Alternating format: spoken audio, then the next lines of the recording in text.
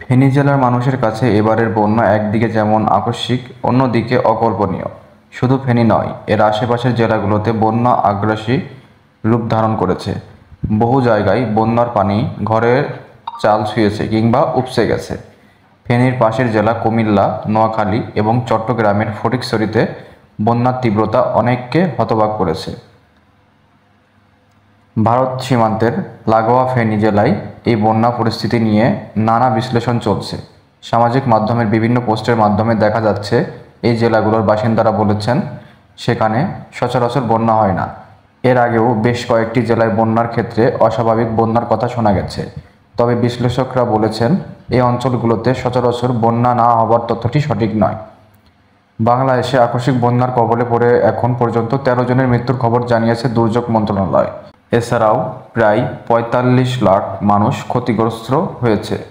এবারের বন্যায় আক্রান্ত হয়েছে অন্তত ১১টি জেলা, যেগুলোর মধ্যে আছে কুমিল্লা, ফেনী ও চট্টগ্রামও। সামাজিক মাধ্যমে আলাপ ভারতের ত্রিপুরা ও মিজোরামে কয়েকদিন ধরেই অতিবৃষ্টিপাত ও বন্যার খবর গণমাধ্যমে এলেও বাংলাদেশে এ নিয়ে খুব বেশি সতর্কতামূলক পদক্ষেপ নিতে দেখা যায়নি।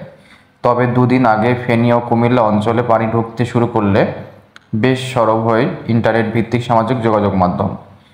বিশেষ করে এই অঞ্চলের মানুষ বন্যায় অভ্যস্ত না এবং স্মরণকালে এমন বন্যা দেখেননি বলেও জানান কেউ কেউ।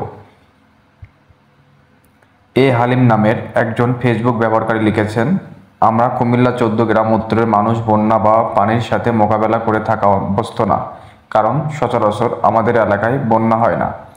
আজুল হাকিম নিলয় নামে আরেকজন ফেসবুক ব্যবহারকারী লিখেছেন, ফেনীতে সচরাচর বন্যা হয় না, এমন পরিস্থিতির অভিজ্ঞতা আগে কখনোই ছিল না। আগেও ডুবেছে চট্টগ্রাম ও সিলেট। এর আগে গত বছরের আগস্টে অতি ভারী বৃষ্টির কারণে চট্টগ্রাম ও বান্দরবানে পানিবন্দী হয়ে পড়ে কয়েক লাখ মানুষ।